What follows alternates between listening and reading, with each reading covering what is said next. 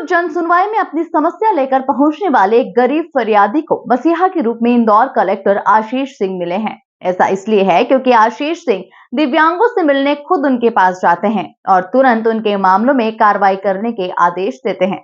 समस्याओं के खत्म होने के बाद गरीब फरियादी कलेक्टर को दुआएं देते नहीं थकते और खुलकर कहते हैं कि कलेक्टर हो तो ऐसा। आशीष सिंह का तुरंत कार्रवाई करने का अंदाज ही उन्हें सबसे खास बनाता है और इसीलिए इंदौर के गरीब शिकायतकर्ता उन्हें मसीहा के रूप में देखते हैं। इंदौर में हर मंगलवार को कलेक्टर कार्यालय में होने वाली जन सुनवाई में पहुंचने वाले पीड़ितों की समस्या कलेक्टर आशीष खुद सुनते हैं और उनका निराकरण करते हैं।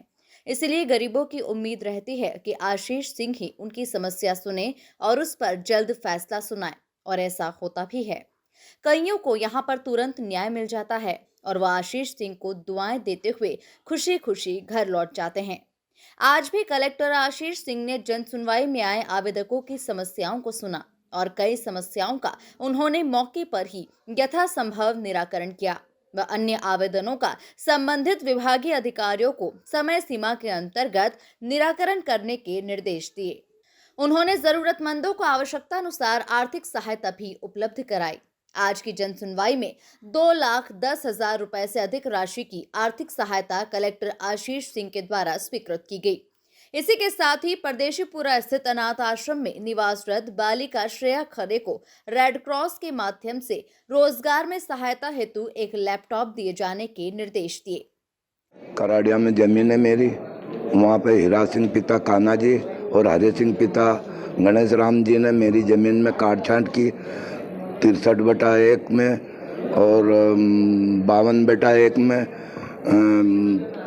और करीब 66 में और 63 में और 53 में और 55 में करीबन 8-10 नंबर बिगाड़े उन्होंने और अपने नाम कर ली उनको। ये हीरा सिंह पिता कान्हा जी और हरि सिंह पिता गणेश राम जी। कौन है?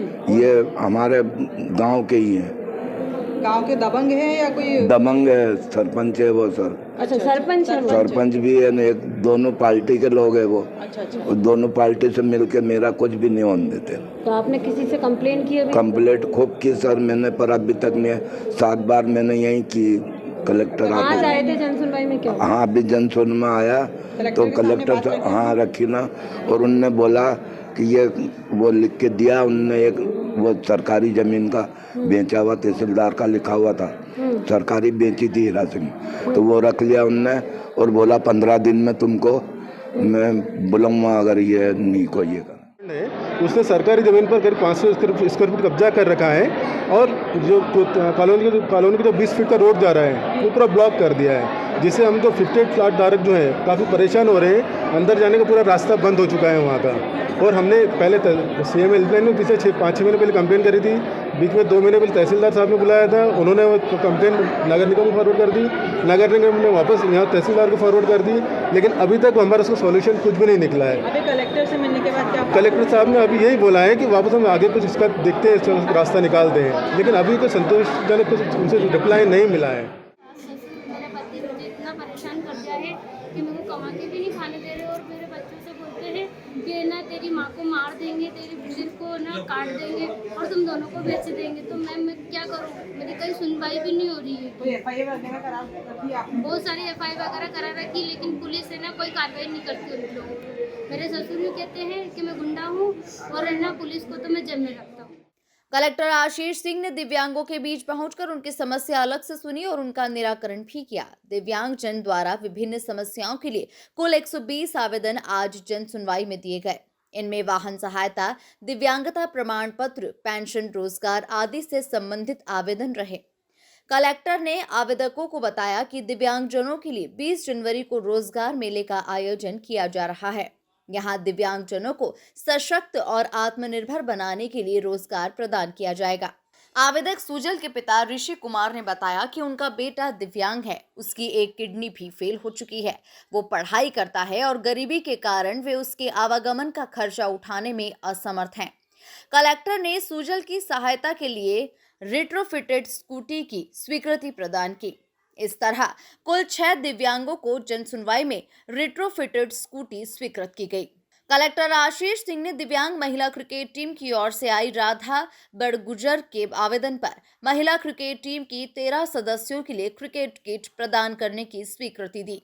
सर जी, हम सर से मिले हैं अभी। सर ने बोल भी दिया कि आप पेमेंट लोगे या हम दिलवा दें, तो सर ने जैसा क्या हम कॉल लगवा देंगे और उन्होंने बोल दिया कि हम दे देंगे। अब इससे सर क्या है कि हम सभी प्लेयर को एक एक किट दिए देंगे वो, तो इससे हम क्या, हमारे सभी प्लेयर अपने अपने हिसाब से अच्छी अच्छी तैयारी कर लेंगे। हमारे पास किट अवेलेबल नहीं थी, बिल्कुल भी नहीं थी। हम ग्राउंड पे जाते तो किसी से लेके करते थे प्रैक्टिस की, सर आप दे दीजिए हमें 1-2 घंटे करके हम आपके बैट व बल्ले सब दे देंगे, आपके किट वगैरह। तो ऐसे करके हम यहाँ तक आ गए हैं। ग्राउंड में जाते तो उनसे ले लेते हैं। और अगला मैच हमारा अभी नई न्यू टीम बनी है मैम हमारी, और न्यू टीम अभी दिसंबर में मैच हुआ था हमारा फर्स्ट MP जम्मू कश्मीर के साथ। तो किट वगैरह हमारे पास होती, अवेलेबल होती तो थोड़ा परफॉर्म हमारा और रहता, प्रैक्टिस वगैरह हम कर लेते हैं। तो प्रैक्टिस के कारण वो मैच थोड़ा, वो नियम वगैरह हमें थोड़ा कम वो मालूम थे, इसलिए थोड़ा वो हुआ। और सर में हमने गाड़ियाँ चलाई थी इंदौर में, ठेकेदार थे पप्पू भाटिया जी जो शांत हो गए।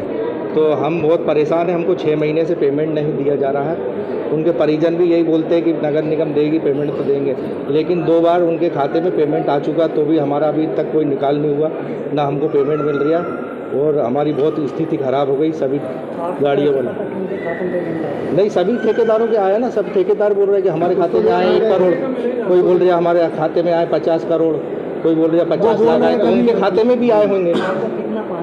हमको 8 लाख 7.5 लाख रुपए मेरे हैं और बाकी सभी लोगों के हैं। मेरे गांव में श्री राम जी का मंदिर एक ही है और मैं उसमें कलश यात्रा निकालना चाहती हूँ।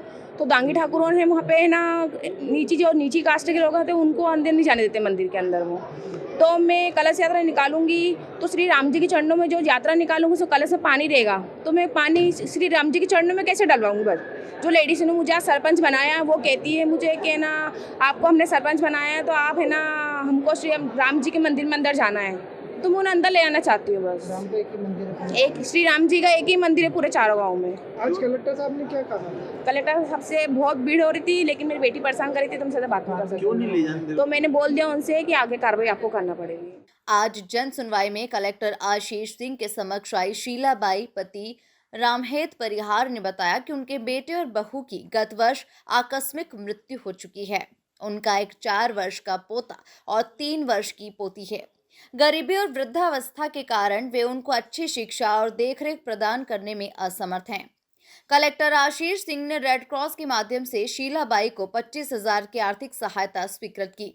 साथ ही महिला बाल विकास अधिकारी को बाल आशीर्वाद योजना के तहत दोनों बच्चों को 4,000 रुपए की राशि प्रत्येक माह प्रदान करने के निर्देश दिए। इसी तरह जन सुनवाई में आज अन्य आवेदकों की पारिवारिक विवाद, संपत्ति विवाद, अवैध कब्जा, अतिक्रमण, घरेलू हिंसा आदि के मामले भी सुने गए। जन सुनवाई में अपर कलेक्टर गौरव बैनल, श्रीमती सपना लोवंशी, रोशन राय सहित अन्य अधिकारियों ने भी आवेदकों की समस्याओं को सुना और यथासंभव निराकरण किया। वहीं इंदौर जिले के किसान इंदौर बुधनी रेल लाइन और पश्चिमी रिंग रोड के लिए ली जाने वाली जमीन का विरोध कर रहे हैं। किसान कम मुआवजे को लेकर लामबंद हो चुके हैं। किसानों का कहना है कि इन योजनाओं को लेकर किसानों को विश्वास में नहीं लिया जा रहा है और न ही किसानों से कोई चर्चा की गई। उन्होंने इन योजनाओं को लागू करने के लिए किसान के साथ धोखाधड़ी का आरोप लगाया। किसानों का कहना है कि इससे लेकर पहले वो महापंचायत का भी आयोजन किया गया, जिसमें बड़ी संख्या में किसानों ने हिस्सा लिया था। किसानों का कहना है कि जो जमीन अधिग्रहण की जा रही है उसका उचित मुआवजा भी नहीं दिया जा रहा। सुनवाई नहीं होने पर किसानों ने बड़ा आंदोलन करने की चेतावनी दी है। वहीं इंदौर कलेक्टर आशीष सिंह ने मामले में उचित कार्रवाई की बात कही है। हमारी मांगे साहब अभी लोगों को ध्यान ही नहीं। इंदौर बुधनी जो लाइन रेलवे निकल रही है उसमें बाले नोटिस दे दिए गए, लोगों को ध्यान ही नहीं। ऐसे छोटे पेपरों में दिया गया जो किसान पढ़ता ही नहीं है और उनको जबरन उनके खाते खुलवा के उनके खाते में अधिग्रहण के पैसे डाले जा रहे हैं। दूसरा, आउटर रिंग रोड जो 143 किलोमीटर की है उसके लिए भी आए थे, उसमें अभी इन्होंने आधी रिंग रोड के लिए तो पैसे डालने की बोल दी, जबकि अपने इंदौर में 2 करोड़ रुपए एकड़ की जो ज़मीन है उसकी गाइडलाइन है 2 लाख रुपए बिके। तो सरकार 2 लाख के 4 लाख की देगी, जबकि 2 करोड़ मतलब कितना वेरिएशन, 200 गुना। और न इसमें एक नियम होता है कि ग्राम सभा में बैठकर सब बातें की जाएगी, सब किसानों को योजना समझाई जाएगी, उनके पीड़ितों को समझाई जाएगी। तो कहीं ना कहीं ये किसानों के साथ में एक धोखाधड़ी की जा रही है। और इधर हमारे को अधिकारी लोग सब बोल रहे हैं कि आपके बीच में बैठ के हम बात बताएंगे, लेकिन इसके बीच में नोटिस भी दिए जा रहे हैं, मतलब कानूनी प्रक्रिया भी रोकी नहीं जा रही है। तो इसलिए हमने महापंचायतें लगाई थी, कम से कम खाते गांव से लगाकर यहाँ तक 5-6, 2-2, 3-3 हज़ार किसान इसमें इकट्ठे होकर महापंचायत की थी। आज मंत्रियों को, विधायकों को, प्रतिपक्ष नेता को, कमिश्नर साहब को और कलेक्टर साहब को अब देने हम ज्ञापन आए हैं कि हमारे बीच में बैठो, हमको योजनाएं बताओ। इसके अलावा पीथमपुर तरफ AKVN भी यही कर रही है, मतलब किसानों का किसी प्रकार का भी कोई पूछना नहीं। और अभी आपके सामने 3 दिन पहले आया था कि 1 क्लिक में सबके खाते में पैसे डल जाएंगे।